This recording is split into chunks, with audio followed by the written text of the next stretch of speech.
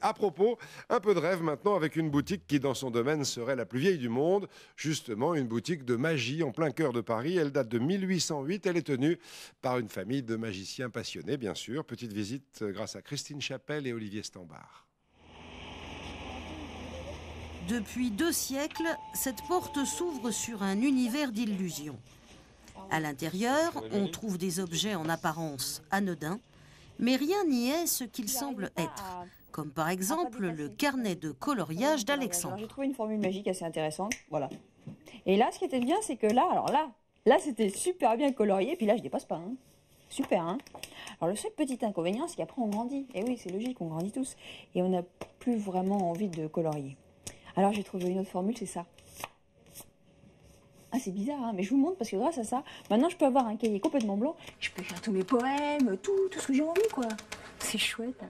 C'est en voyant dans un film des gangsters jouer au bonneto que Dominique, à l'âge de 8 ans, a été atteint du virus incurable et contagieux de la magie. Et dès la semaine suivante, avec ma mère, on a cherché une boutique pour acheter des produits magiques. Et cette boutique, c'était Mayette Magie Moderne. J'ai commencé donc à l'âge de 8 ans en venant ici. Et en 91, j'ai acheté cette boutique.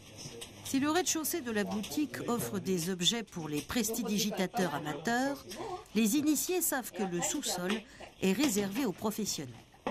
Et là aussi, il se passe des choses étranges. C'est là que Dominique et sa fille fabriquent des illusions. On travaille un peu sur tous les objets usuels, que ce soit des cigarettes, que ce soit des boîtes, n'importe quoi. Tout ce qui peut être anodin, tout ce qui peut être normal au départ, on travaille dessus pour essayer de créer des illusions d'une manière ou d'une autre avec. Le soir venu, la famille Duvivier endosse l'habit de lumière et vient démontrer ses talents sur la petite scène d'un cabaret parisien, le Double Fond. Là encore, père et fille officient de concert dans le même amour de l'art.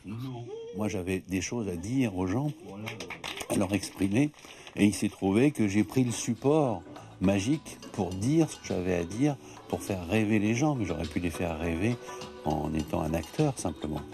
L'objet est rien. C'est toi qui l'anime. Bien sûr, il y a toujours un truc.